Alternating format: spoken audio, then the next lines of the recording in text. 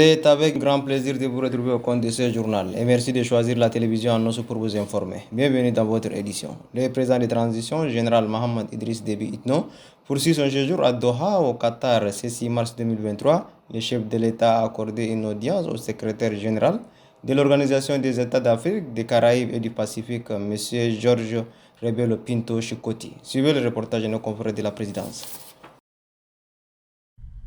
L'ancien chef de la diplomatie angolaise, Georges Rebelo Pinto, est à la tête du secrétariat général des organisations des États d'Afrique, des Caraïbes et du Pacifique depuis le 2 mars 2020. Ce 6 mars à Doha, à la faveur de la tenue de la 5e conférence des Nations Unies sur les pays les moins avancés, c'est lui qui est à la manette des ACP, une organisation tricontinentale rassemblant 79 États membres, est venu à la rencontre du président de transition, président de la République, chef de l'État, général Mohamed Idriss Déby Itno. Les échanges se sont déroulés en présence du ministre d'État, ministre des Affaires étrangères, l'ambassadeur Mohamed Saleh Al-Nadif et des proches collaborateurs du chef de l'État.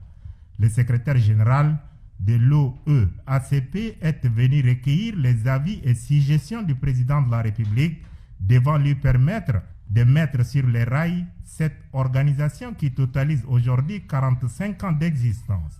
Le chef de l'État a émis les vœux de voir l'OEACP devenir le porte-étendard du multilatéralisme. Nous lui avons informé, notamment sur le fait que l'OEACP a négocié un accord de partenariat pour les prochaines années, mais que cet accord qui a duré 5 ans, aussi on n'a pas encore signé. Le président nous a donné des conseils et il a dit que nos pays ont énormément de défis, nos pays souffrent énormément, donc nos pays comptent sur nous. Toujours à Doha, le chef de l'État, général Mohamed Idriss Déby Itno, s'est également entretenu ce 6 mars 2023 avec la directrice exécutive du Fonds des Nations Unies pour la population INFBI, Dr Natalia Kenem. Suivez une fois de plus le reportage de nos confrères de la présidence. Au moment où l'ambassadeur Georges Rebelo Pinto Chikoti prend congé du chef de l'État, la directrice exécutive du Fonds des Nations Unies pour la population, Dr Natalia Kenem, faisait le sens inverse.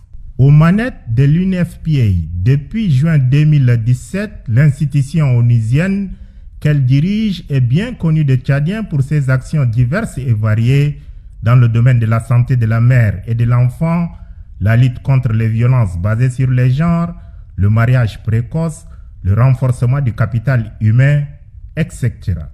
Au cours des discussions qui se sont déroulées en présence du chef de la diplomatie tchadienne, l'ambassadeur Mohamed Saleh Al-Nadif, du ministre de la prospective économique et des partenariats internationaux, Moussa Batraki, et ses proches collaborateurs, le chef de l'État, général Mohamed Idriss Déby Itno, a particulièrement sollicité l'appui financier et l'expertise de l'UNFPA dans la conduite et la tenue du futur recensement général de la population et de l'habitat au Tchad. Une demande qui a reçu un écho favorable.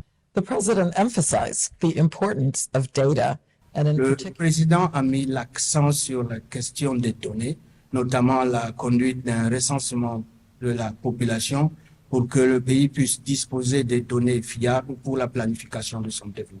Et j'ai rassuré le chef de l'État de notre entière disponibilité à accompagner le Tchad dans ce recensement pour que le pays puisse donc disposer des données. Nous allons aussi nous investir pour que les données collectées puissent être interprétées pour donner au gouvernement, au ministère de la Santé, des éléments pour pouvoir travailler vers l'atteinte de meilleurs résultats pour le développement de la population au Tchad.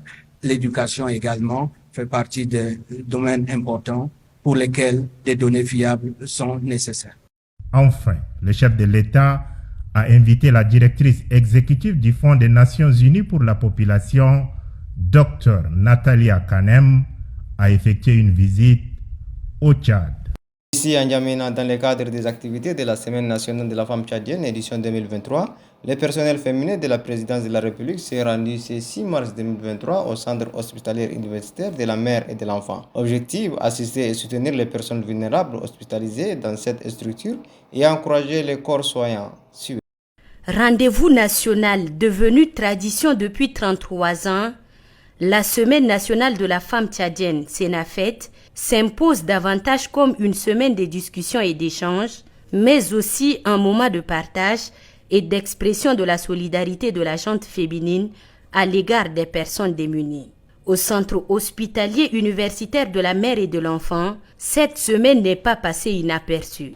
Le personnel féminin de la présidence de la République y a apporté sa touche, celle de soutenir les personnes vulnérables hospitalisées dans cette structure et d'encourager le corps soignant.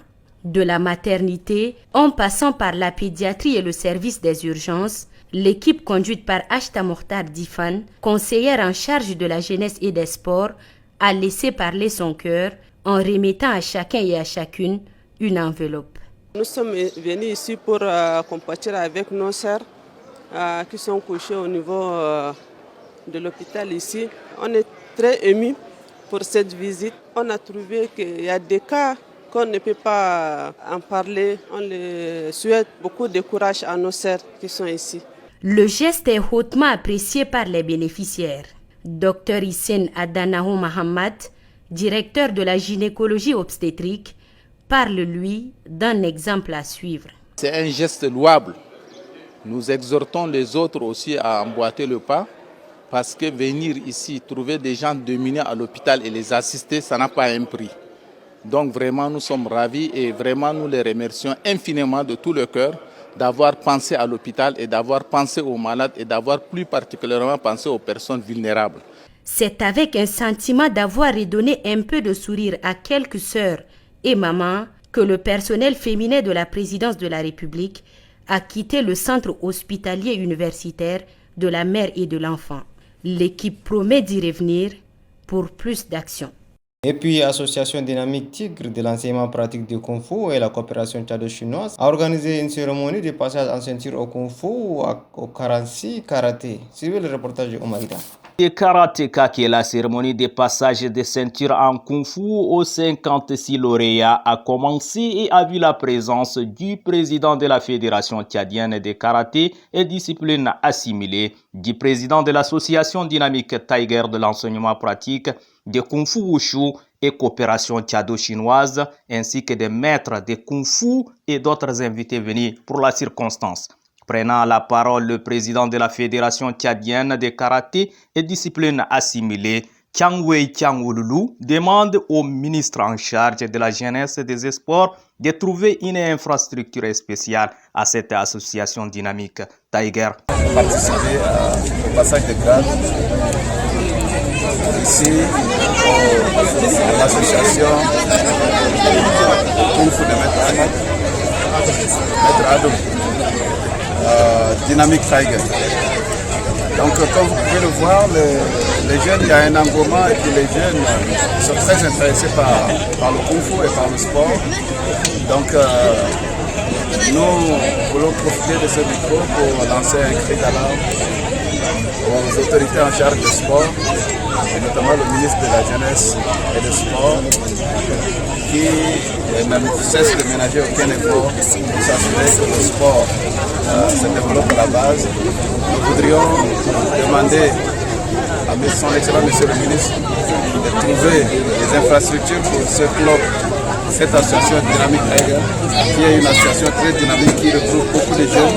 Cet après-midi, j'ai été très impressionné par le nombre de jeunes qui ont passé les grades et nous osons croire qu'à l'avenir, ce club va représenter une force dans le domaine de Kung Fu au Tchad. Il faut noter que l'association dynamique Tiger compte en son sein plus de 300 adhérents. Sur ce, c'est referme cette édition. Merci de l'avoir suivi et à demain. Au revoir, Inch'Allah.